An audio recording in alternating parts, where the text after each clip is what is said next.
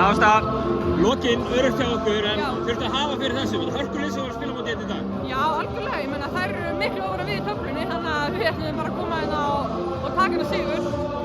Og tökum, ég meina, sigluðu sig heim hérna í dag, en ef við tökum bara svona uppgang Vals svona síðustu vikur, gengur betur núna? Já, klárlega, við erum búin að vera í smá vesenni bara með liðið, ég dett út og smá vesen með erlenda leikmenn, Anna var að koma inn núna, hún er ekki með einna æfingu, hún kom á laugardaginn, við spilum á sunnudaginn og aftur í dag, þannig að þetta er bara mjög þétt prógram og hún kom mjög flott inn í dag, þannig að ég held að þetta sé bara á uppáfið núna.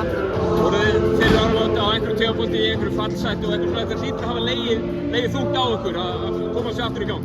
Já, algjörlega, ég hef trú á liðinu mínu og við höfum alltaf trú að við verðum miklu betur við erum að sýna og við erum búin að vera inn í þessum leikjum, við erum bara ekki alveg búin að ná að klára og þannig að það var mjög gott að ná að klára þannig í dag.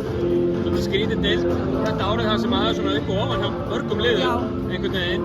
Þið hljótið að sjá allavega einhverja leiki á borði svona farandi inn í vorið. Já, klárlega, ég meina við erum ennþá bara með sömu markmið og vorum með í byrjun tímabils, þannig að við bara vitum hvað við ætlum að gera núna næstu leiki og ég er að koma inn, þannig að mér líst mjög vel á þetta. Kærar þakkir, Ásta. Takk.